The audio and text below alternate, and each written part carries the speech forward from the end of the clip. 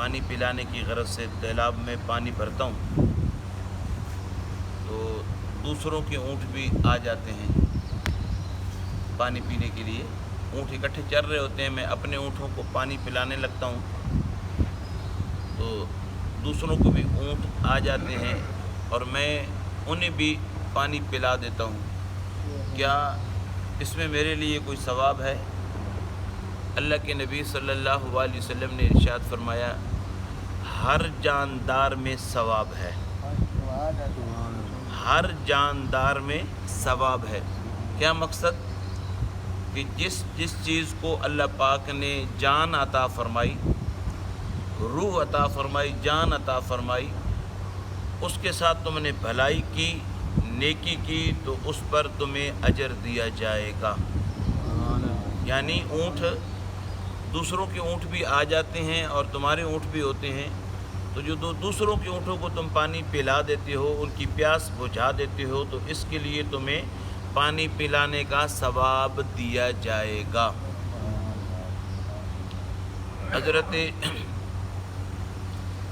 عبداللہ بن عباس رضی اللہ تعالی عنہ سے روایت ہے, بارگاہ مصطفیٰ صلی اللہ علیہ وسلم میں شخص حاضر ہوا اور آ کر عرض کرتا ہے, یا رسول اللہ صلی اللہ علیہ وسلم, میں کون سا عمل کروں کہ میں جنت میں چلا جاؤں؟ اللہ کے نبی صلی اللہ علیہ وسلم نے ارشاد فرمایا, کیا تم ایسے علاقے میں, ایسے محلے میں رہتے ہو جہاں لوگ پانی جمع کر لیتے ہیں؟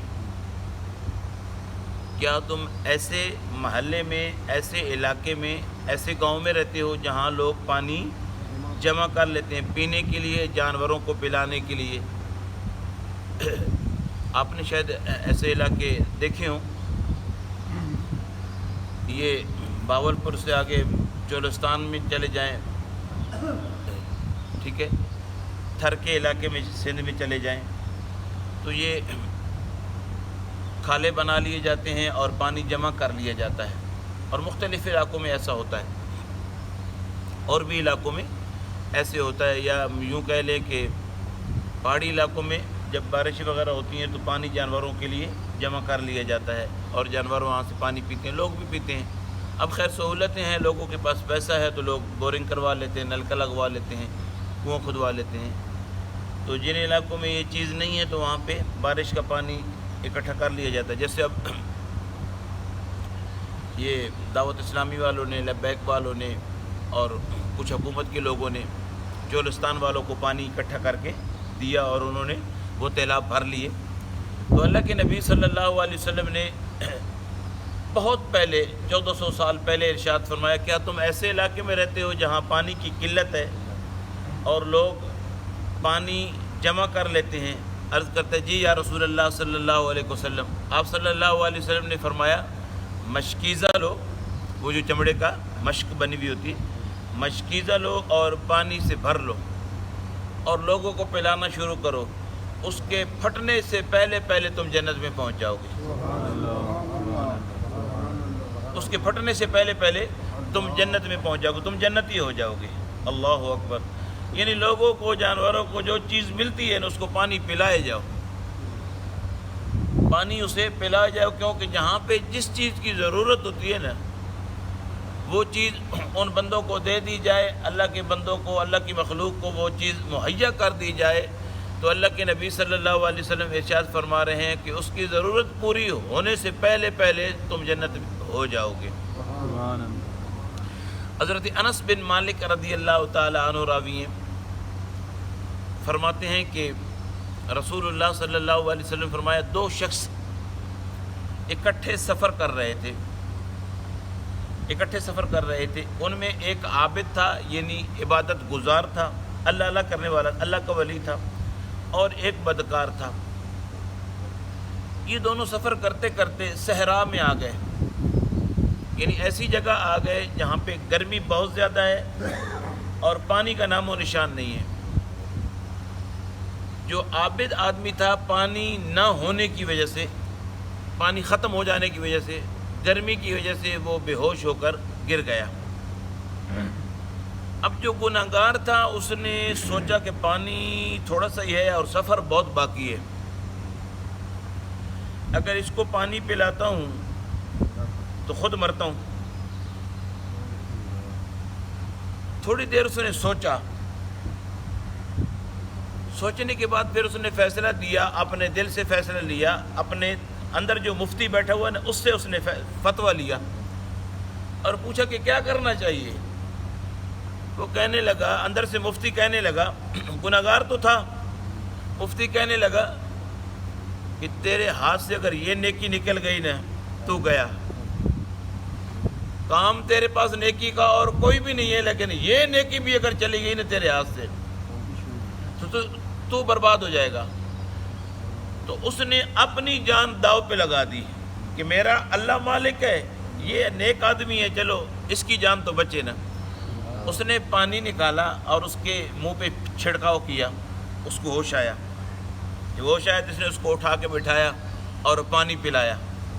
پانی اتنا ہی تھا جو چھڑکاؤ ہو گیا اور اس نے پی لیا. پانی ختم، سفر آگے جاری. اور دونوں منزل مقصود تک پہنچ گئے. وہ اپنے گھر، یہ اپنے گھر. اللہ کے نبی صلی اللہ علیہ وسلم اگلی خبر ارشاد فرما رہے ہیں، کل قیامت والے دن عابد اپنے عبادت کے بل بوتے پر، عبادت کے زور پر میدان محشر میں جب پیش ہوا تو عبادت کے زور پر اس کے لیے اعلان ہوا کہ عابد جنت میں جائے گا، کامیاب ہو گیا ہے. اور گناہگار کے لیے اعلان ہوا کہ یہ گناہگار تھا، سیاکار تھا، بد کردار تھا، یہ دوزخ میں جائے گا.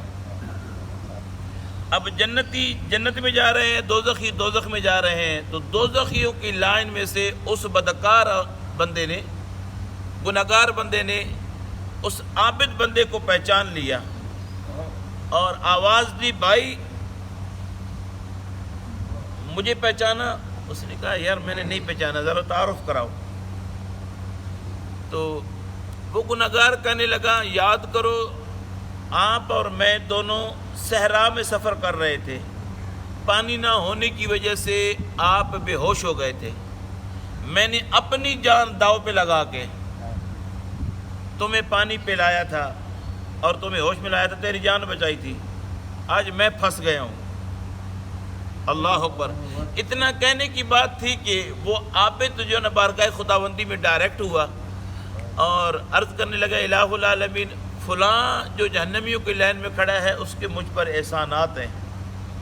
آج میں جنت میں جا رہا ہوں، وہ دوزخ میں جا رہا ہے، اس کے لیے تھوڑا نرمی فرما، اس کے لیے نرمی فرما. میری سفارش ہے، گزارش ہے کہ اس کے لیے ذرا آسانیاں فرما.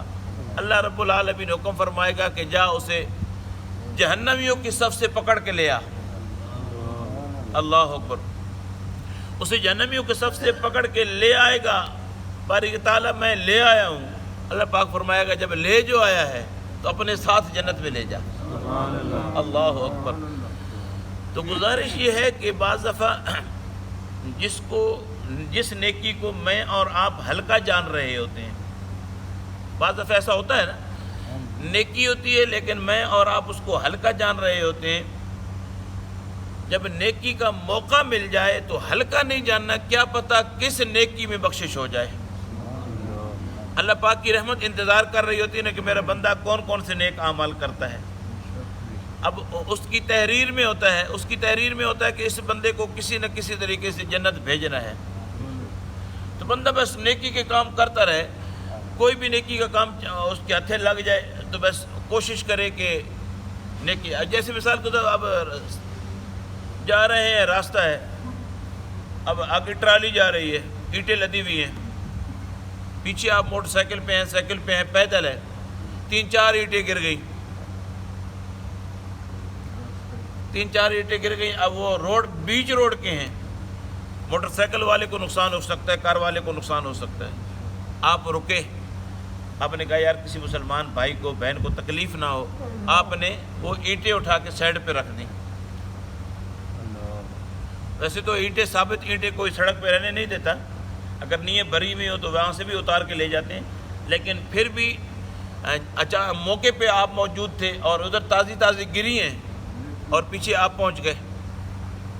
جو ہمارے مسلمانوں کا حال تو یہ ہے نا کہ کسی بیچارے غریب کی نیت وغیرہ بھری ہوئی ہوں اور وہ اوپر سے اینٹیں وغیرہ اکھڑ جائیں، کچھ ٹائم ہو جائے تو ریڑھا لے کے جو گھوم رہے ہوتے ہیں، جو سڑکوں سے ادھر ادھر سے اینٹیں اٹھا کے چوری کر رہے ہوتے ہیں اور آگے پھر وہ بیچتے ہیں، وہ گھوم رہے ہوتے ہیں، وہ ویسے رہنے تو نہیں دیتے، لیکن ویسے میں مثال دے رہا ہوں کہ آپ نے موٹر سائیکل روک کے، سائیکل روک کے، یہ پیدل جا رہے ہیں یا کار روک کے آپ 2 منٹ کے لیے رکے اور آپ نے وہ اینٹیں ہٹا کے راستے پہ سے ہٹا کے سائڈ پہ کر دیں، آپ کو ثواب مل گیا۔ ایسی کوئی کانٹے والی یا کوئی نقصان دہ چیز پڑی ہے، کوئی بھی نقصان والی چیز ہے جو نقصان پہنچا رہی ہے، اس نے آپ اٹھے اور آپ نے وہ چیز سائڈ پہ کر دی تو آپ کو ثواب مل جائے گا۔ تو لہٰذا جب بھی اللہ پاک کبھی نیکی کا موقع دے دے